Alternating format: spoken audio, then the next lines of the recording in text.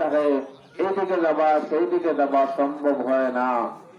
সেইভাবে আর এই দরিয়ার মধ্যখান অবস্থার মধ্যে কোনো মানুষ সাহায্য করেওয়ালা থাকে না। সেই তদ্রুপ ভাবে একজন মানুষ যে সময় কবরের মধ্যে শুয়ে থাকে, স্বাভাবিক হিসাবে অন্য মানুষ তার সাহায্য সহযোগিতা করা সম্ভব হয় না।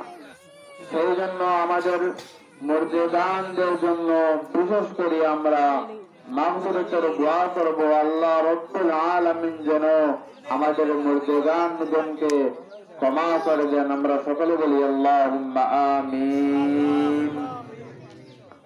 আজকে ঈদের দিন, আমাদের সবাই জানা আছে বৎসরের মধ্যে দুইটি ঈদ, একটার নাম হলো ঈদ উল ফিতর এবং অন্যটির নাম হলো ঈদ উল আযহা।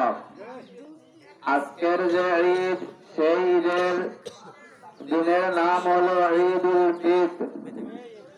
হাদিসের মধ্যে এসেছে, হযরত আনাস রাদিয়াল্লাহু তাআলা আনহু বর্ণনা করেন, قال قدم النبي صلى الله عليه وسلم المدينة ولهم يومان يلعبون فيهما।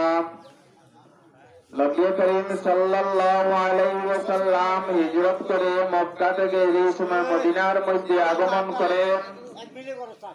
তখন নবী করিম সাল্লাল্লাহু আলাইহি ওয়াসাল্লাম দেখতে পারলেন যে মদিনাবাসী ঈদের দিন তারা 2 দিন পালন করত। ঈদের 2 দিন তারা এই উৎসব পালন করত। আর এই উৎসব তারা পালন করত খেলাধুলার মাধ্যমে। ঈদের দিনে তারা উৎসব আনন্দ করত খেলার মাধ্যমে।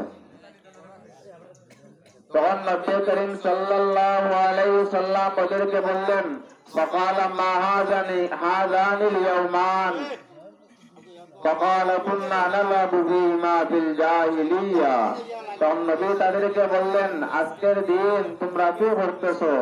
ওরা বলল, আমরা জাহিলিয়তের যুগের মধ্যে আমরা দেখেছি ওরা খেলা করত এবং আমরাও এই খুশির দিনের মধ্যে খেলা করতেছি। তখন এই অবস্থা দেখে আমাদের প্রিয় নবী জনাবে মুহাম্মদুর রাসূলুল্লাহ সাল্লাল্লাহু আলাইহি ওয়াসাল্লাম বললেন, فقال رسول الله صلى الله عليه وسلم قد أبدلكم الله بما خيرا منهما يوم الأضحى ويوم الفطر। তখন নবী করিম সাল্লাল্লাহু আলাইহি ওয়াসাল্লাম বললেন, এর চাইতে আরো উত্তম, এর চাইতে অনেক গুরুত্বপূর্ণ, অনেক ফজিলতপূর্ণ, অনেক ভালো কাজ তোমাদেরকে শিক্ষা দিতেছি। সেই শিক্ষা হলো ঈদ উল ফিতরের 2 রাকাত নামাজ, বলি সুবহানাল্লাহ, এবং ঈদ উল আযহার 2 রাকাত নামাজ। নবী করিম সাল্লাল্লাহু আলাইহি ওয়াসাল্লাম বলে দিলেন, আজকের দিন থেকে ঈদের দিন, এই ঈদের দিন খুশি আনন্দ হবে আল্লাহ রব্বুল আলামিনের কুদরতি কদমের মধ্যে সাজদার মাধ্যমে, বলি সুবহানাল্লাহ। কারণ হলো আল্লাহ রব্বুল আলামিন সবচেয়ে বেশি খুশি হন যে সময় বান্দা কিংবা তো বান্দি সাজদার মধ্যে থাকে।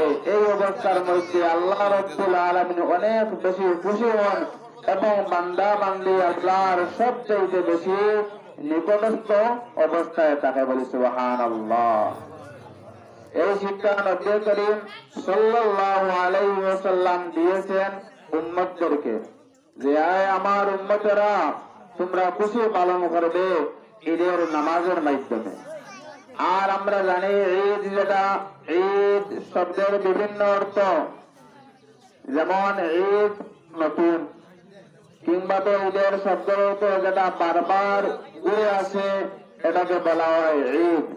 আমরা সবাই তকবীর বলি, আল্লাহু আকবার, আল্লাহু আকবার, লা ইলাহা ইল্লাল্লাহ, আল্লাহু আকবার, আল্লাহু আকবার, ওয়ালিল্লাহিল হামদ, আল্লাহু আকবার, আল্লাহু আকবার, লা ইলাহা ইল্লাল্লাহ, আল্লাহু আকবার, আল্লাহু আকবার, ওয়ালিল্লাহিল হামদ।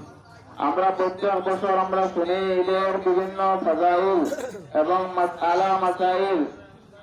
এই ঈদের দিনের কিছু সুন্নত রয়েছে, যেমন আমরা ঈদের দিনের মধ্যে আমরা সুন্দর নতুন কাপড় পরিধান করতাম সেটা আল্লাহর নবী জনাব মুহাম্মদুর রাসূলুল্লাহ সাল্লাল্লাহু আলাইহি ওয়াসাল্লামের সুন্নাত। যদি নতুন কাপড় কেনা সম্ভব না হয় তাহলে ঘরের মধ্যে যেটা সবচেয়ে সুন্দর সেই কাপড় পরিধান করতাম এবং আমরা নিশ্চিন্ত জাতীয় বস্তু আহার করতাম।